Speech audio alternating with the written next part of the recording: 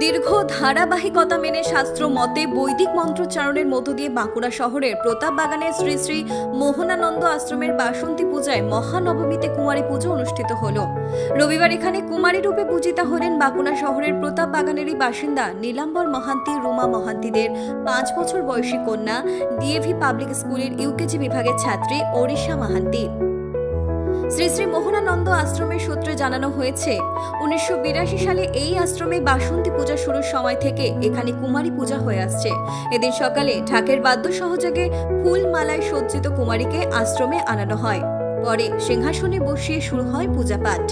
এবার কুমারী রূপে পূজিতা ওড়িশা মহান্তির বাবা নীলাম্বর মহান্তি, মা রুমা মহান্তিরা বলেন, মেয়েকে নিয়ে আমরা ভীষণ গর্বিত।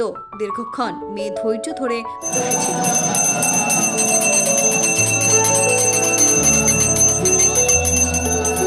খুবই ভালো লাগছে।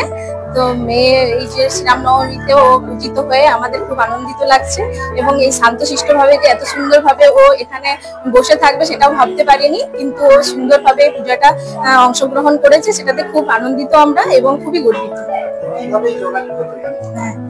কিভাবে এখানে যোগাযোগ হলো, মানে এখানে আমাদের পিসিমণি আছেন, পিসিমণি এই আশ্রমের সাথে অনেকদিন ধরে যুক্ত আছেন, তাই উনি বলেছেন উনার খুব ইচ্ছা যে নাতনি এখানে অংশগ্রহণ করুন, সেই জন্য আর কি আমরা এখানে অংশগ্রহণ করতে পেরেছি আর কি। খুব ভালো লাগছে।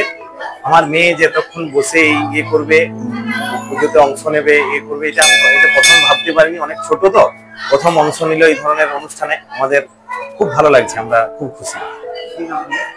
ওড়িশা মহান্তি, ইউকেজিতে পড়ে, 5 বছর প্লাস বয়স।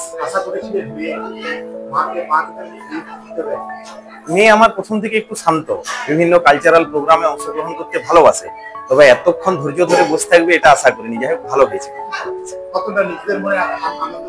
আনন্দ বেশ বেশ ভালো লাগছে। ওর মাও খুব খুশি, আমিও খুব খুশি, পরিবারের সবাই খুব খুশি।